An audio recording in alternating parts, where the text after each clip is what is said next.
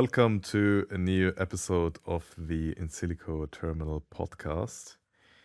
Today I have a bit of a different type of guest than usual.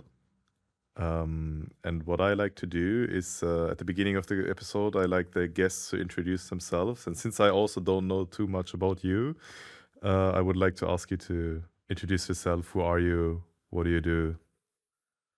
Yep. Glad to be here. Audy. I've been trading perps since 2019. I got straight into crypto. Hadn't traded anything else in my life before. Like pretty much everyone, I made some money, lost some money. Eventually, I had some breakthroughs in 2021. Like that year, I also won one of these Bybit competitions. I don't know if you remember them. In retrospect, that was somewhat of a turning point in the sense that it greatly helped with confidence, getting some more funding back then. And a few months later, end of 2021, it became my full-time job.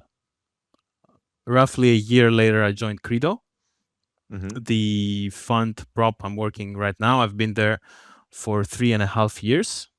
Around the 2-year mark, aside from trading, I took on this role to manage the operational side, which mainly includes firm strategy, day-to-day oversight of our traders, the teams, that kind of stuff. So can you tell us a bit more about the Credo? How does it work? What does it really do? Yeah, so Credo is PropSop, but like with a definition more of the, now PropSops is being used mostly for this type of firms that you pay an evaluation fee and they fund you, right? But traditionally, it's more like traders who trade on prop capital, means the firm's money. So we hire traders. The traders don't put anything from their pocket. We give them money and there is a profit split. That's the basic structure. And then there are variations in terms of models and in terms of, let's say, input.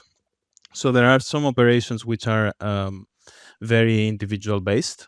So they're like, they review your strategy, they give you the money, research trading is all on you, good luck, that kind of arrangement. And then there is more of the style I tried to do when I started working on the operations, which is more team oriented, which of course still has the same foundations. The trading, the strategies have to make sense, but there is a big focus on the research, on software, also co-developing the software, sharing more insights, working in teams, that kind of stuff. How big is the team? Right now we're about 20. With some, we have some who are more outside partners, some more inner team traders, but yeah, 20, 25. I see. And We used to do you only trade? we used to be more, around 50 or 60, but it's like you see this in every prop, with a span of time, there is like a little bit of a churn rate. Do you like only trade crypto or also other markets? We trade some other markets, but it's a very small percentage of our operation. Now that we have all these tokenized products, we are looking to expand maybe on this side, but it's still early to claim something like this. Like 99% of our operation is crypto. What is like the difference for people that are listening that don't really know what it's like to work at a fund that have only been, most listeners I guess are just like trading for themselves.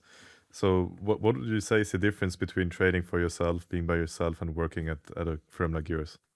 Yeah, that's a good question. I think it's way better working for a fund like this for many reasons, but let's say a few of the most important ones I would say is research. That can be very useful for alpha, for expanding your system, for anything really. Second thing is that your circle is certainly profitable and talented. Like that's very important in the sense that I know so many people in chat rooms or groups which may have, unprofitable people and they can misguide you. And in prop, it's the opposite. Like, they're profitable. You'll see systems and alpha that's something different from what you do, perhaps you'll get Mm-hmm. ideas.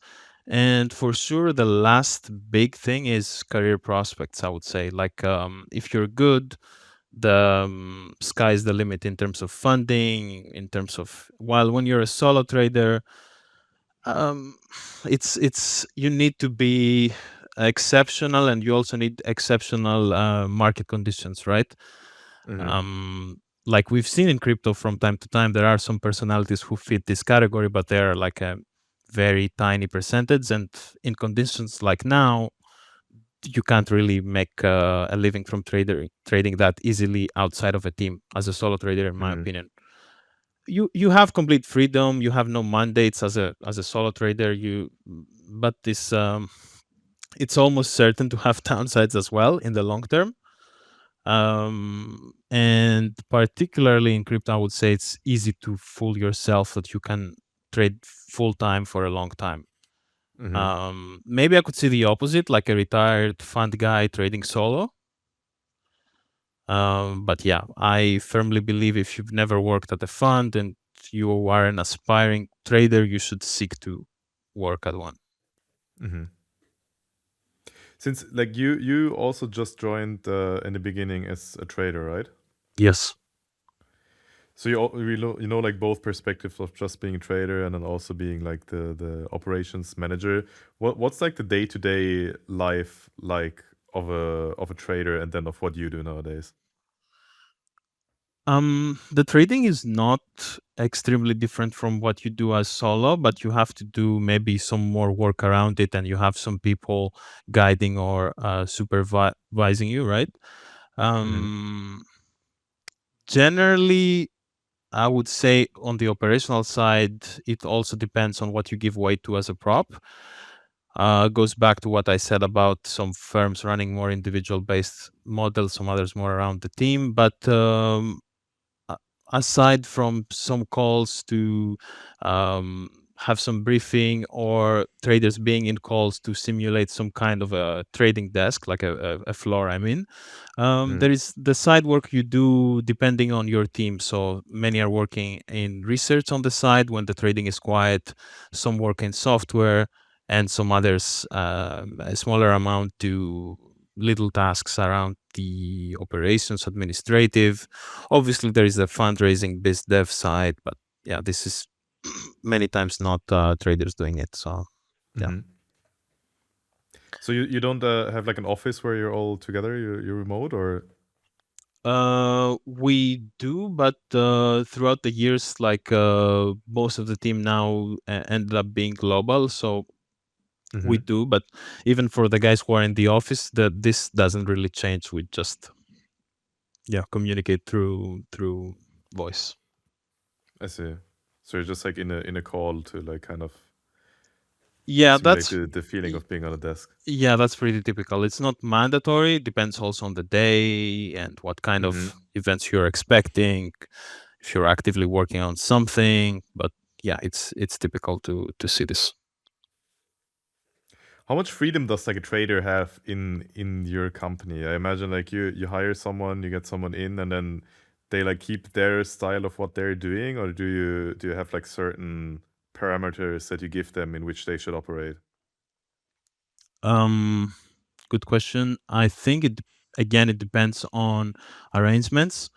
So you can have almost all the freedom you want in the sense Mm-hmm. of what you will trade, your risk, but of course in sensible limits, and it can impact the kind of funding or the kind of allocation you will get. So, for example, if you want to trade a very specific way with a very specific drawdown, if that can't fit to our book or it doesn't make sense, then it also makes sense, from the firm perspective, to not give you like an allocation to the same allocation you would give to a guy with a tiny drawdown that's Mm-hmm. uncorrelated returns.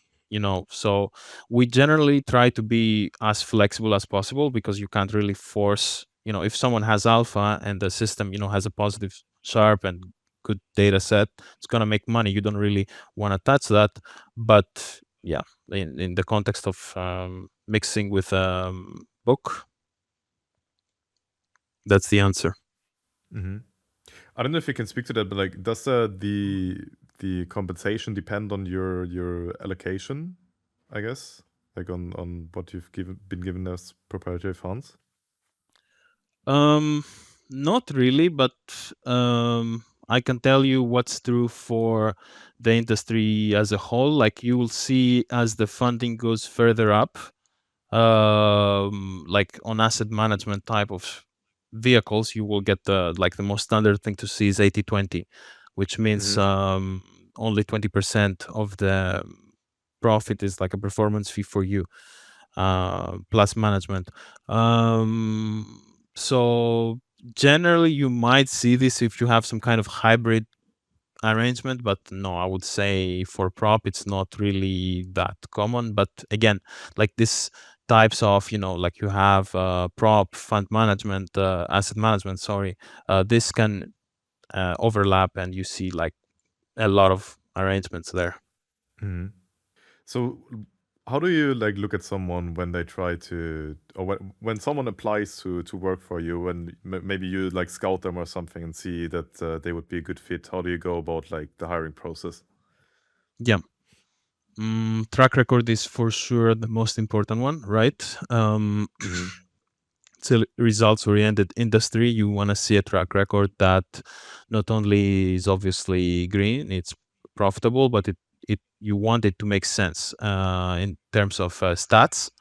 You want to see a big sample. You want to see managed drawdowns. You want to run the usual metrics you would run, like Sharp and this type of. You want to see the correlations Mm-hmm. to know, like, is this a strat that is just good on a bull market, or is this something that has alpha throughout all regimes?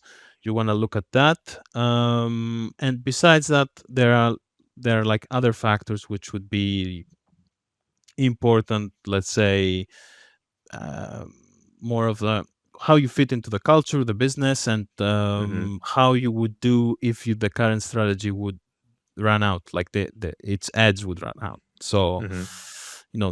this is where we come into, again, you can't obviously tell all of this from the interviews, but discipline, curiosity, professionalism, experience, confidence, these are all very important aside from the track record. How do you go about like verifying the track record? I guess it's gotten a bit easier now since Yeah, like a with lot of the stuff has like moved APIs. on chain. But No, like yeah, yeah. before it was like DEX trading, you used to like check through APIs through centralized exchanges, or Yes, so you can check if it's a centralized exchange that the trader has his strategy on. You can simply just get an API key, and if it's decentralized, you can look on the chain, like all these mm-hmm. analytics. You can use those, and there are APIs keys there too, right? Um, yeah, that's one. But this is not the only precaution you want to take. Obviously, when someone starts, he starts very slow. Like what they used Mm-hmm. to do, as some are still doing, is you start on a sim account. We don't do that. You start with some small amount of capital right away. Mm-hmm. And yeah, you need a few months even just to get used to trading someone else's money, even if it's a small Yeah. amount. Somebody's watching you. You've specified your strat. This is not a very. It sounds simple, but it's not very. It's not a very intuitive change for many people. For some, it Mm-hmm. can take a year to get comfortable, especially as the money gets bigger. Yeah. I don't know if this is maybe like a stupid question, but technically a track record could be like faked, I guess, by Yes. like if someone just shows you one account and then like everything they did is like hatched on another account or something like that. Is that like something you try to filter out during their interviewing stage then, or? Yes. For sure, and that's why also I said there's this secondary precaution, right, where you see them trading live and replicating what they told you. So Mm-hmm. obviously, if they told you, my system is like this and this, roughly, of course, we don't ask anybody to give their full strat on the interview. Yeah. You then verify to see that the edge that it was he described falls along these lines. And obviously, like I think after you get the experience and talk with many traders, interview some more, you can kind of tell from the get go if someone Mm-hmm. really knows what it takes to have a profitable strategy, good risk management, and who doesn't. So How we long of a haven't track we haven't record? we haven't had this problem almost ever. Yeah. That's nice. That's nice. How long of a track record are you looking for someone? Like, is it enough if someone has been trading for a year and been doing well so far, or like, do you look for more experienced people? Generally more experience, but if you come with something that's extremely strong and it makes sense, like there is a system that fundamentally makes sense in the way Mm-hmm.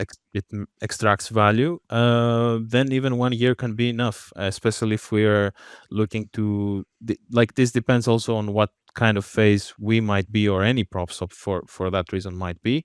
Like, are you looking to expand your desk or not? So Mm-hmm. obviously, even if a desk says, okay, we don't want to hire new traders, if somebody knocks on the door with experience with 5-6 years for funds, has a very strong sharp, very strong track record, um, they will take him,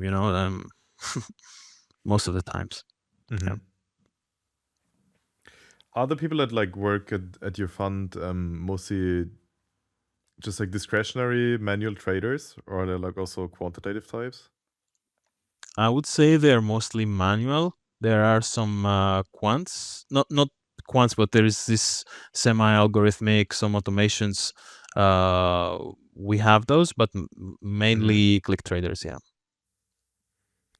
I see. So, and everyone is like trading directional, so you don't have like any like delta neutral stuff or any we like do, farming or we anything like do. that. Yeah, we do have that, but it might not be exactly quantitative, like in the sense of market making, or it Mm-hmm. might be an approach that you're always hedged, long short, but you still do it with by clicking. Mm-hmm.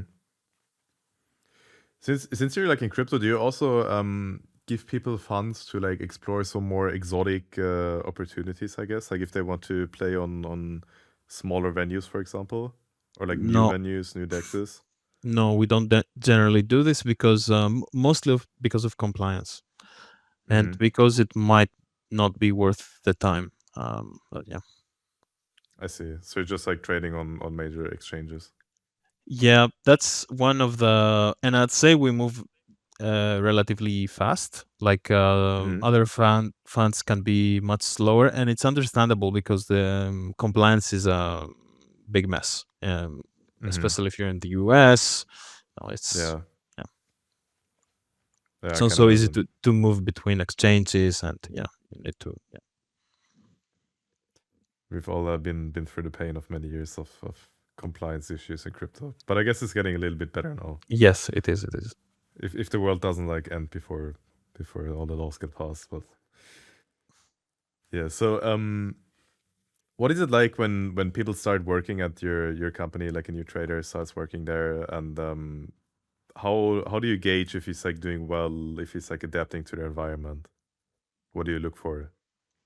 P&L is the most obvious answer, right? Mm-hmm. Again, some of the things we said before about screening, you want them to see they follow what they outlined. And when they start getting, some positive feedback from the market, the strategy works, you size them up a little, and there is this cycle until they're fully comfortable. Mm-hmm. Um, you're looking, so that's one thing you're looking, and then you're looking at um, the things we said before about discipline. Are they taking losses where they should, where they said they would? Are they sticking to their edge? Mm-hmm. Do they keep working on this edge? Like how curious they are. This is a big predictor in my experience what makes a successful trader, right? People who like to Mm-hmm. think, to doubt, to question a lot, they usually do better. So that's one thing I'm also looking at. Like you're jumping into a new hub that has a lot of resources, a lot of traders, a lot of different things you'll see. You should be clicking all day. right? Like Mm-hmm. one of the most underrated things I think in crypto is that testing is extremely cheap. There are no flat Mm-hmm. commissions, there are no minimum contract sizes. You can go and open like a tiny position and track, so many things. I always say this and encourage traders to do a lot. Like just keep clicking on different things. Not it's a different thing than you have to stick to your edge, right? But with a tiny size, you can test a lot of things, and I've seen it do way more good than harm. Mm-hmm. If you can like give a rough number, maybe how many people have been evaluated by you? Maybe like by the company or just by you yourself or something like that. Um, when I applied 3 years ago, which was like a more open round, I think they had like 3,000 applications. Oh wow. But now, since we like the rounds are more closed, there are much more stricter requirements, and also a lot of traders have exited the space. This number is smaller. Mm-hmm. Yeah, it's not in the thousands, for sure. Um, yeah, so that's the rough answer. Would you say it's more difficult nowadays to find good talent compared to before? For sure, for sure. I think they're not, aside from the prop, there are not traders left. Mm-hmm. The ratio between retail and professional traders has swung all the way to professionals. I feel like we have a very small amount of retail traders left, especially the do perps. Like you might have some Mm-hmm. people, but they're mostly, indexes, on-chain stuff. Um, so yeah, it's very hard to find talented people. I mean, there are a lot of people who apply in these terms, but to find talent, yeah, very rare.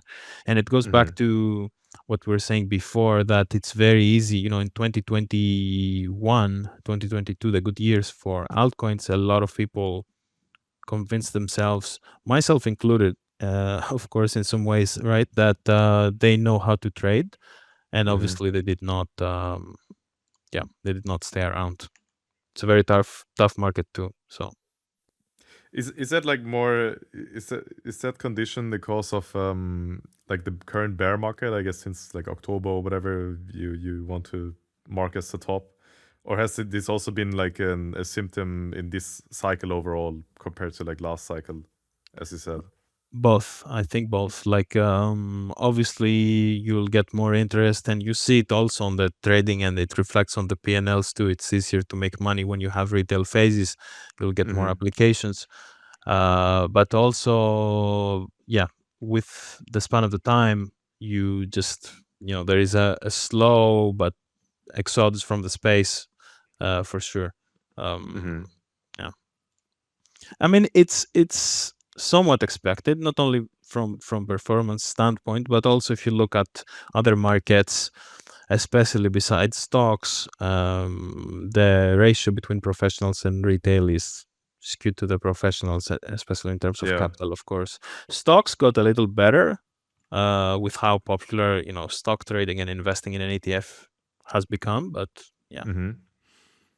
we're seeing this Do trend where the crypto industry is getting more and more institutionalized in all aspects, this included. Yeah. So you feel like this is like a long-term trend and not? I guess it might reverse a little bit in the next bull market if that's going to come around, but it's probably like still on the downtrend overall. Yeah, exactly. I would say so.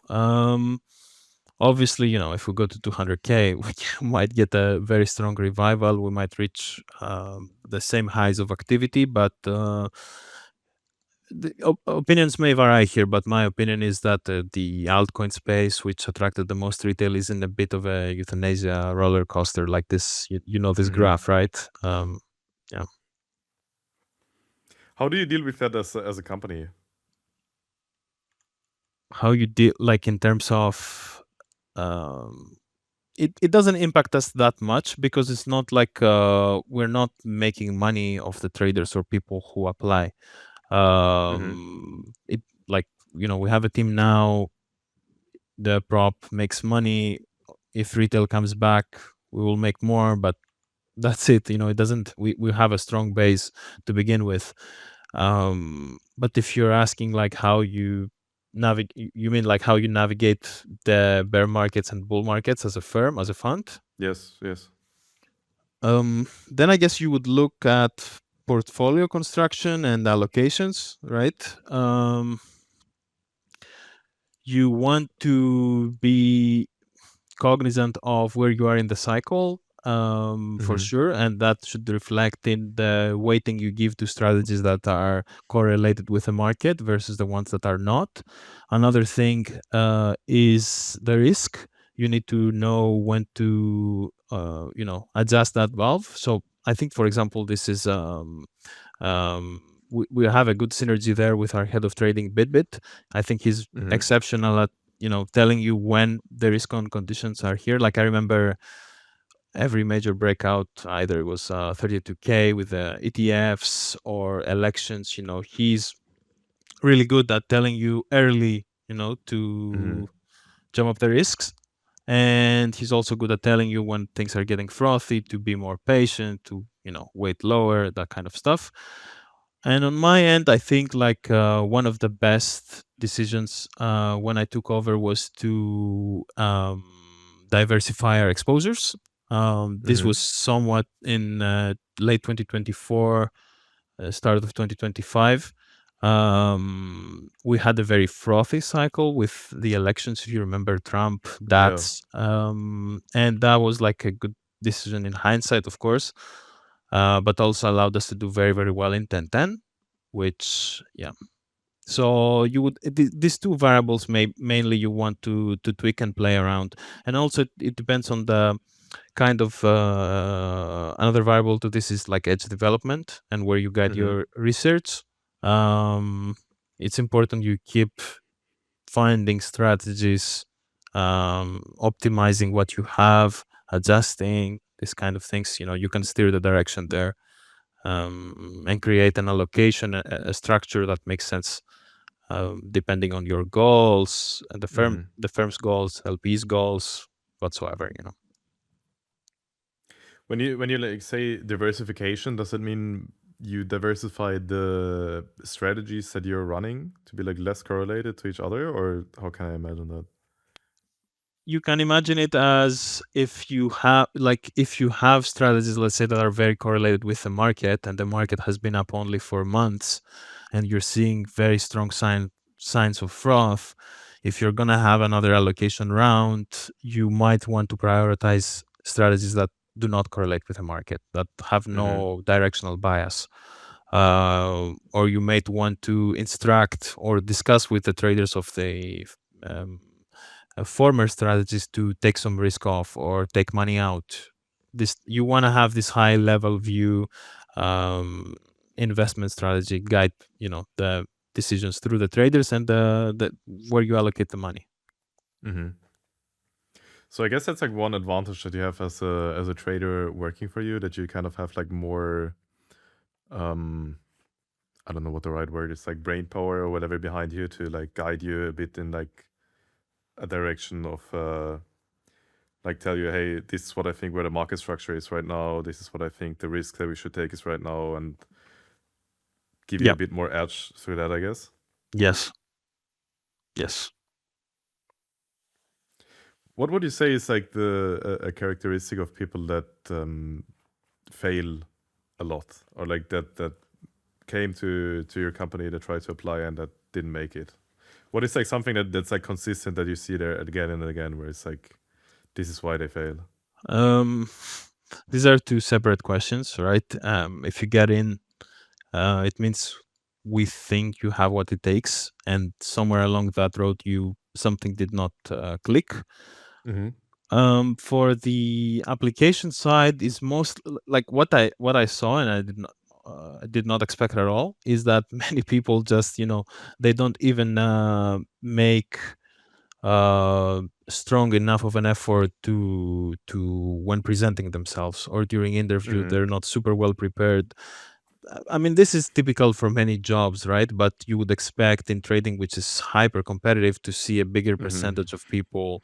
Uh, but usually, this goes with a track record. Like you'll see a meticulous track record. Usually the guy's on top of everything, right? Mm-hmm. On the side of like getting hired and then being let go, it's discipline for sure. Obviously you can't keep deviating from your edge forever or doing things Mm-hmm. that are outside your risk parameters or against guidelines. And but that's pretty obvious, right? And another thing that's more like a veiled obstacle that you're not really gonna see coming until it's there. It's what we said before with curiosity. Like what I've seen the most successful traders do is keep clicking on random stuff. And why I'm mentioning this, not random stuff, sorry, I mean random stuff in terms of their main strategy. Mm-hmm. Obviously, they click on stuff they see on the prop and the research, but the advantage to this is that you develop another edge, or you have something more, in some loose form that later can develop in an edge and give you a second strategy or a third one. And why I Mm-hmm. mentioned this specifically is that usually the most successful traders don't need that.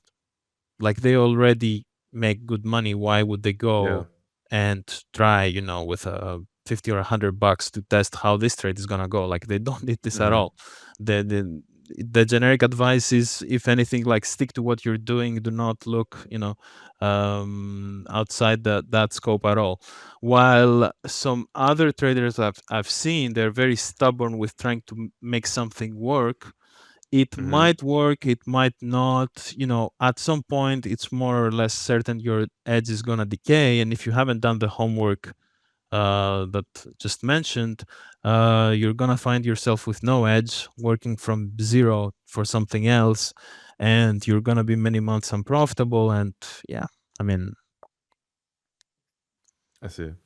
Why do you think like people lack discipline? You mentioned a lot that people aren't disciplined enough, and that's why they've been let go. Why do you think they struggle with that? it's fundamentally very hard, I think, especially in this today's age, right? There are way too many distractions.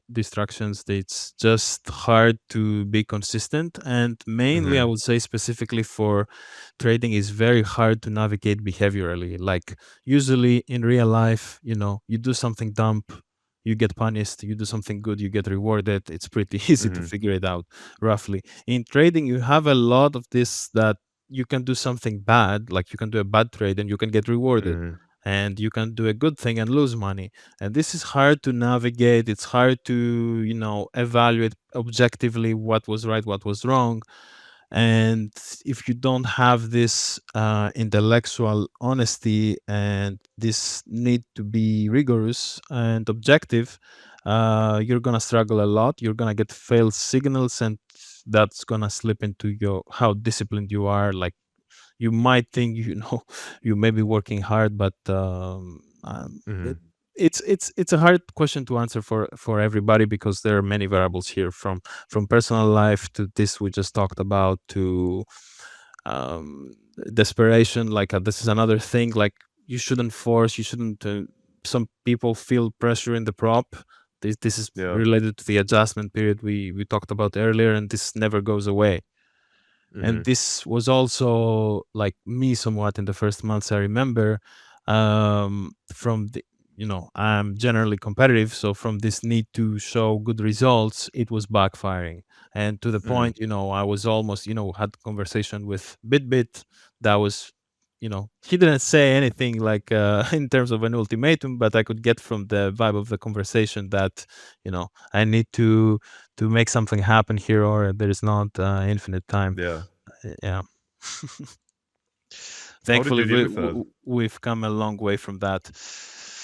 It's been more than 3 years, so I do not remember much, but it's well, how you would deal with any bad trading period, right? You need to sober up, get to the whiteboard, review everything, be very Mm-hmm. objective about what went wrong, what went right, try to do more of the right things, be very, very, very disciplined on what you click. And yeah, That's it. You obviously you always want to journal a bit and keep track, but sometimes you have to do these deep dives and figure out what's wrong.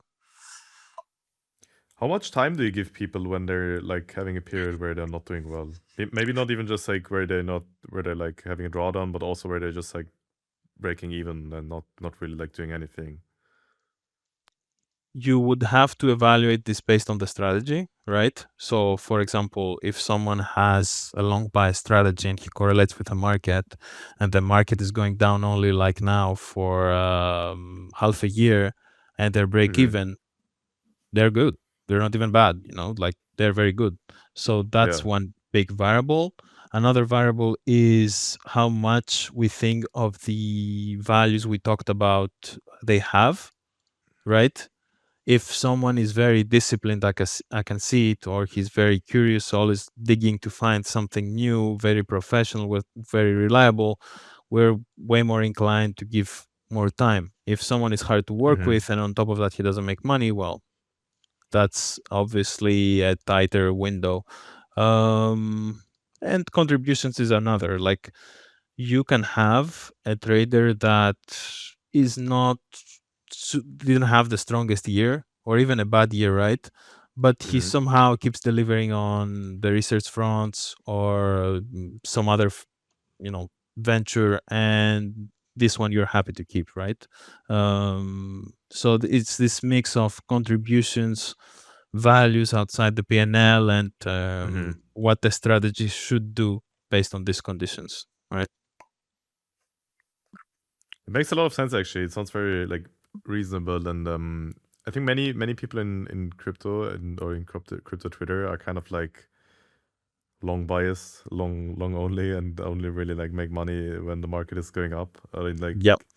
good conditions, and it makes a lot of sense that you kind of like I guess if you had someone at the fund and he was just long bias and he would just lose money since the beginning of the year, and he wouldn't really like try to find any other way to make money, then he would kind of be like, hey, maybe this isn't working out, or like Yeah. try to put some effort into finding something else, or Yeah. And also depends on the relative performance, right? Like if you lose way less than the market, like I said, it's really good. But if you make and lose the same, and you're basically like us going and opening up a 1x position on BTC, then what's the point, if yeah. there's no point? Yeah. So you want to see this overperformance, which is versus a benchmark. Like, you could lose money and still be outperforming in some sense. And then this is something you want to. Again, it depends, right? Like the kind of fund you are and what kind of exposure you want to have. Most of the funds, I would say, in crypto are very like most of them are quant swaps, like quant swaps and VCs. Okay, VCs don't really, they have liquid books, but they don't really trade most of the time. Yeah. Quant swaps are very rigid about how they hire, what they do. Yeah, I'd say there are not many funds left, if any, like very very few like us, because it's objectively, I think, very hard to make click trading successful. Do you think like what do you think about the future of like crypto and stuff like that in general? Right now it's obviously like very bleak, and there's like fears like in every bear market, quantum fears, and is Bitcoin even worth anything? Are altcoins ever going to come back and stuff like that? It's an interesting question, because for all these years I've been in crypto, I feel like I've been very skeptic about it. Like, not only at the lows, but even at the highs, I have a lot of questions. Nothing really made sense. I mean, in hindsight, this is kind of clear in terms of, valuations, tokens, what they do, right?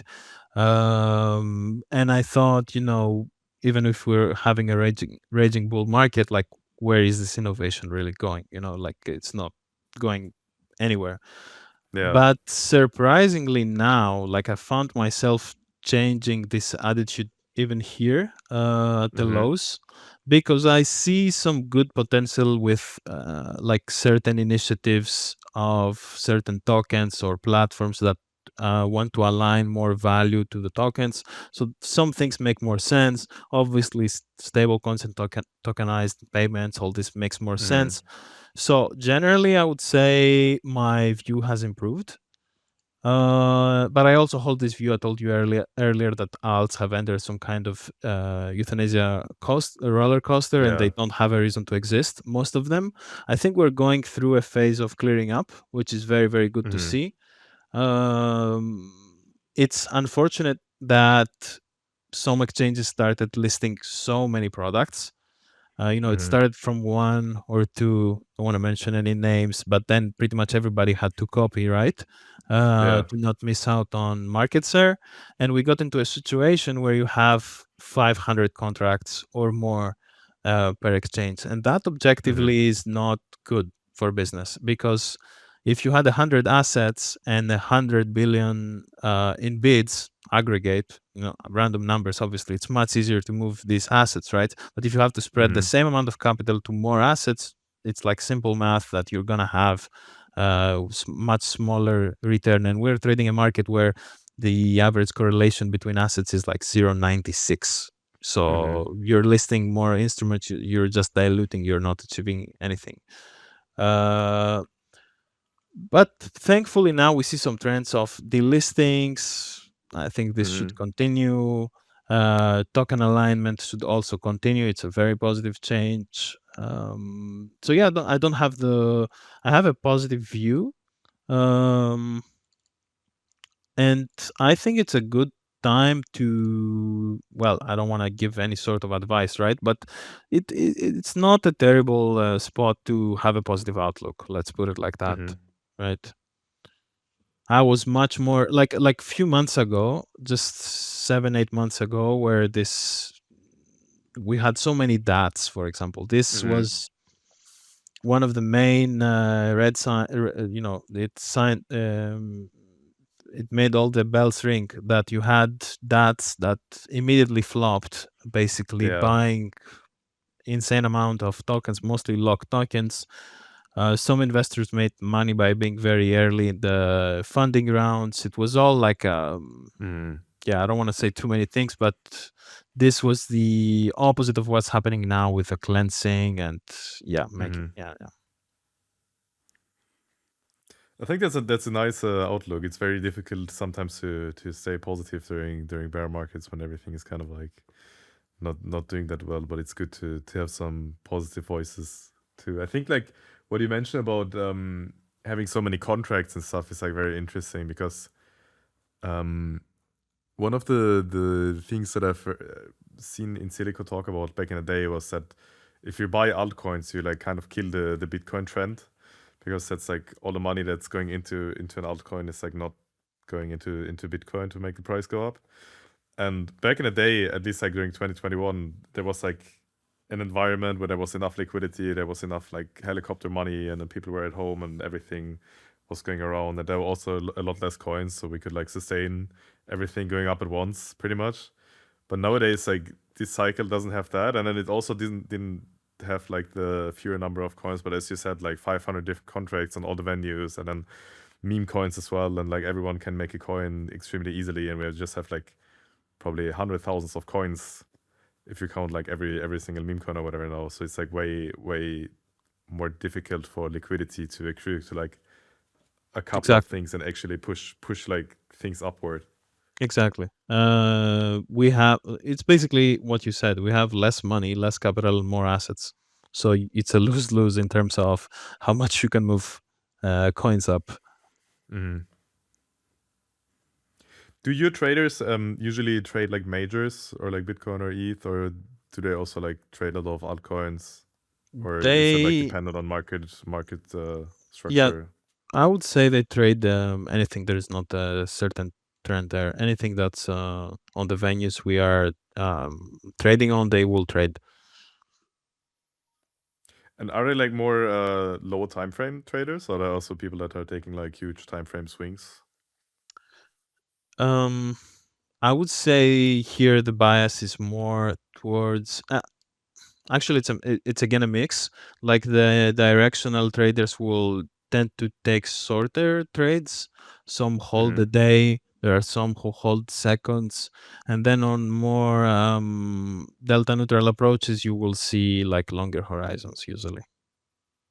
I I see. mean, it makes sense if you're entering some kind of a hedged bet. You are not looking to close it in 10 seconds or a few Mm-hmm. hours, most of the time at least. So you would say like directional betting makes more sense for the short term in general? I would say that's generally what makes sense from the perspective that if you, let's say, long Bitcoin now, right, and you're looking to hold a year, it's very hard to define what's your edge. You Mm-hmm. have infinite variables that can impact you. You know, you have all these headlines. You know, the war that's happening now. So what's your edge? Like you, it's very hard to isolate it. Yeah. And yeah, I mean, if you don't really, I don't, we don't have anybody really who trade like to take a swing. I feel like it's mostly the type of trading, you know, that you're trading with lines, you know, TA. We don't really do this. Mm-hmm. Like I said, we do it on a broad level with the investment strategy, right? You want when you see fraud to divest from the long exposure, but in the sense of an edge that's repeatable. And also, if you trade like this, you'll have a small sample, so it's Mm-hmm. also hard to end up at a prop or a fund. Obviously, Yeah, that there are makes sense. big managers who do this kind of thing with with a long funds, right? Mm-hmm. But yeah, it's not very common on this intersection between retail and Yeah, big funds. when I think about it, that actually makes a lot of sense because I feel like the when you know about these legendary fund managers that have like longer term positions or whatever, they also have like a lot more capital, and then they also have like they trade different markets. And I guess if you have like billions of capital, then you're kind of a bit more forced to have like longer term positions as well, because it's just like so much more difficult to like scale in and out of stuff than if you're just like trading crypto, where it's just like much smaller market and there's like different liquidity constraints and stuff like that. Exactly. Plus survivorship bias, right? Like if you were lucky enough to start your fund that's long only, you know, at 25K, well, Mm. it's not hard to be a prodigy, you know. But if you started at Yeah. 120, good luck. You know, you've been dealt a very bad hand, and most will Yeah. fail, underperform, etc. Yeah. Do you still trade yourself? Yes, for sure. Maybe I'm misrepresented, but still a bunch of my work is trading. Mm-hmm. It's it's not, I wouldn't say it's two jobs because they have like a lot of intersection and overlap. Like, you know, um, if I'm reviewing research or doing research, I will use it for my trading. So, you know, this is kind of, it's easy to tap in and out from the trader and the operations role. But definitely, Mm-hmm. I do a lot of trading myself, and I think it's paramount to do that. Like it's very hard, if not impossible, or you know, irrational to lead a trading operation if you don't make money yourself. Like Yeah. if you don't have this kind of, I don't know, intuition, or like how do you know what's right or what the direction should be. So I think this is like you need to do this. um yeah. So you always kind of like stay to try to stay on top of your game and then be a good example for all the other Yes, people that like work with you. I generally try to, it's not always possible, and the team is very ambitious, but I try to work like more than everybody in that regard to catch up with both Mm-hmm. sides and yeah, give a good example. Yeah, I mean, what's the point of asking people to work hard if you're just there, you know, just Yeah. overseeing in very broad terms like that? That's not very yeah. So what do you do when you have like a bad time in the market? Yeah, that sucks because you have to, you know, uh, chalk it up and basically put on a not a brave face, but I mean, we try, and I think especially in this context, like after many years, that having a bad month, having a bad week is very normalized. right? Mm-hmm. And I don't know if you've heard this kind of quote, like good traders are good losers. Doesn't sound Mm-hmm. fancy at all, but it's very true. And so it's like there is a lot of stigma for some reason, quote unquote stigma, right, on Twitter about taking losses or not making money in a particular trade or Mm-hmm. environment, but if you've worked for many years inside a prop and you've seen, a bunch of traders, and you've seen competitors, you've seen everything, that's like totally normal. So it's not the end of the world, but generally, obviously, it reflects on your mood, and you need to just tell yourself, you know you trust your system at this Mm-hmm. point, and you just know this is temporary, so you keep going whatever you would do. But it's like, for example, you I would tend to not bag traders who have a bad day to do something. I'll give a little leeway there. Or if someone is having a Mm-hmm. good day, he's more inclined to work really hard at something, finish it, in 1 2 days. So it's something to keep in mind, but it's like I said, normalized. It's not gonna impact our operations like deeply. If you can like speak about that a little bit, just like in general terms, maybe how does your own trading look like, or how does it look like compared to what you did when you were still a solo trader, or like a couple of years ago? How did it change over time? Um, I don't think. Yeah, I don't think I can speak to the first question, like to the first question. But for the second question, what's interesting is that my trading style changed completely. Like when I started, I was borderline, let's just say extremely set on trading just Bitcoin. Mm-hmm. And now it's much different. I trade a lot of things, different things. I try to follow this advice I told you to always experiment. So that's the one thing I can share there. But yeah, I couldn't go into many specifics about the strategies. But just like maybe like what you're also like a shorter time frame trader than I imagine. No, I wouldn't say so, except maybe some news and headlines. Yeah, yeah, I'm not in that bucket. What are like the some of the lessons or maybe also the mistakes that you've made like over the years as your role expanded? Good question. I think I would need to reflect on that more, right? Mm-hmm. Sometimes it must be hard to, like, it's, if trading is very busy, it's hard to keep in touch with all your traders to the point they should. Yeah. So generally, while I try to speak to everybody on a very frequent basis, sometimes it's just not possible. That comes with trying to do both things, I guess. Um, some other mistakes, maybe early in the when I took over like the new role, I could have pushed for some things to happen faster, maybe, but Mm-hmm. it was like trying to figure out the balance, and yeah.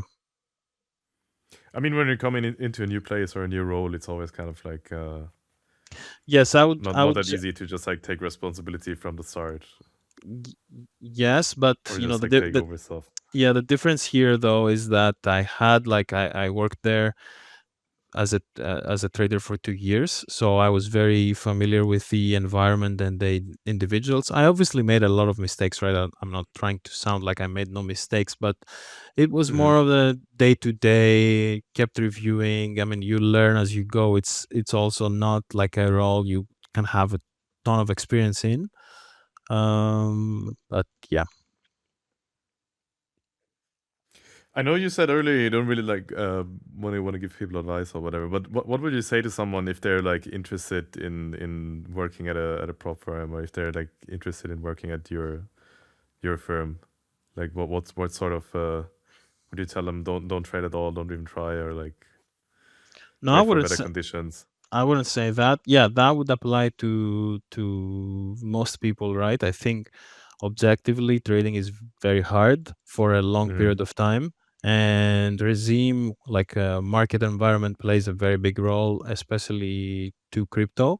But what I would say to people who are looking to work for a fund like us is that generally, unless we are talking about top 5 names, your track record can get you further than you think.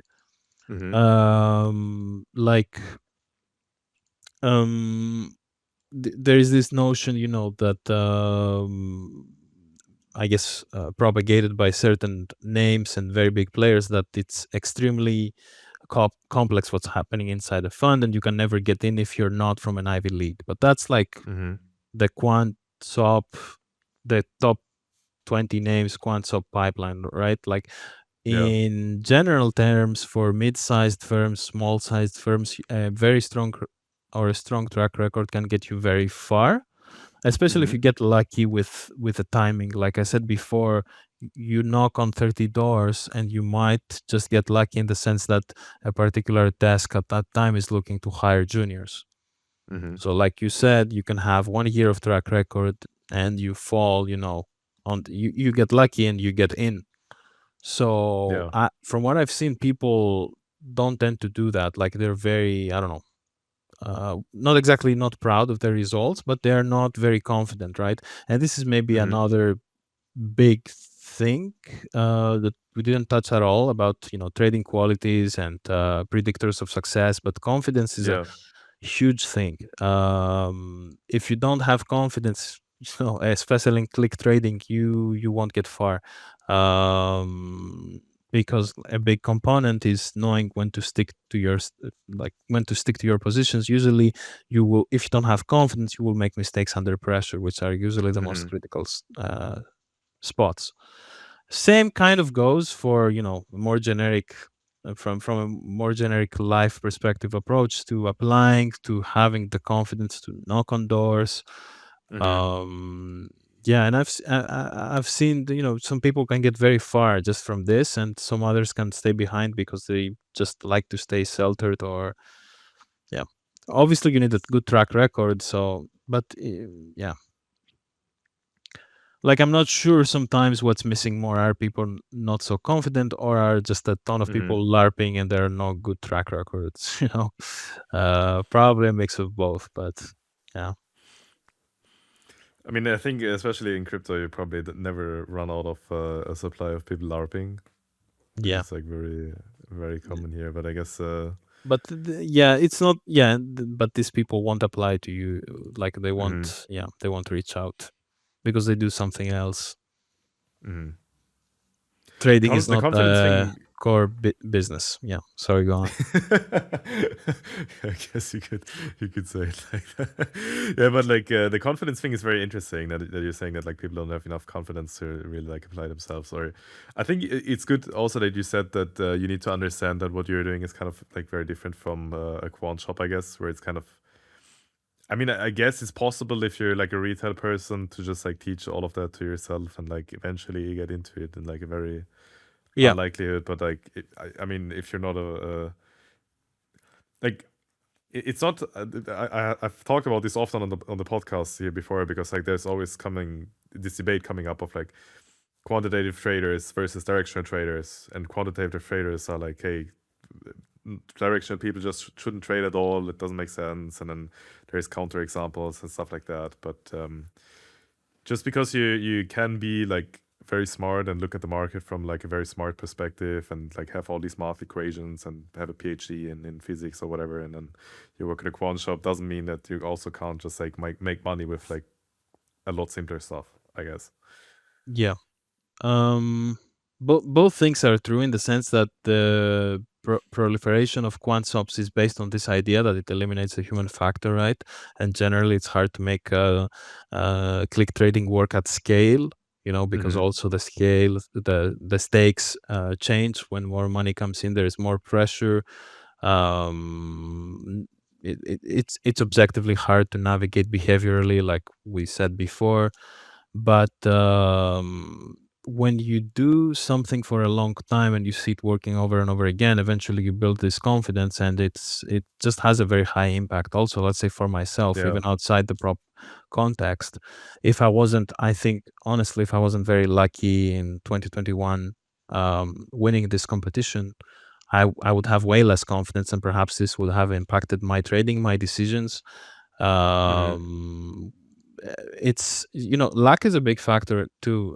Many people don't like to admit this because they want to, generally I think most people are not very comfortable with the idea of not having full control over their outcomes, but for sure it's a big Mm-hmm. factor in trading and in life, in the sense of, these careers prospects we've been talking about. um but yeah,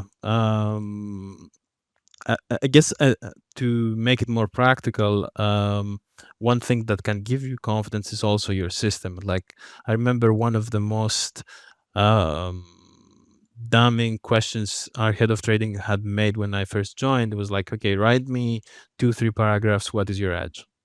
Mm-hmm. And this question alone, it's not. I mean, you have some things, but but many people and or junior traders and retail traders, it's very instinctive and intuition based, and it changes a lot. It's not. I'm not talking about going fully systematic, but if you don't have like a theory as to why this works, and like it's not directly linked, if it's a correlation type of and it's not causal, like you're not gonna objectively have confidence in this system. Mm-hmm. You Yeah. So What would you working on say your edge edge? jobs. Yeah, What sorry. would you say edge means, like in that sense? If you can like explain that a little bit. Like what is the difference between having edge and just being like lucky, I guess? I would say that you would need to define who is your counterparty and why they're losing. Like, when you're taking a trade, who is on the other side and why do you think um, you're taking value from them and they're not taking from you? Mm-hmm. Like, quant subs can do this very well because they rely on models, latency. I mean, a lot of quant subs are just about latency, right? Mm-hmm. um, but yeah, if you can't really define, like, that's how you spot a good trade as well. Like, you entering the trade and the other side is just misinformed. A very simple example of this is in news trading, right? You click on a Mm-hmm. headline, considering you're early enough, right? The the people who sit on the book just didn't see the news fast enough. So that's the value you're extracting. That's how your counterparty is wrong.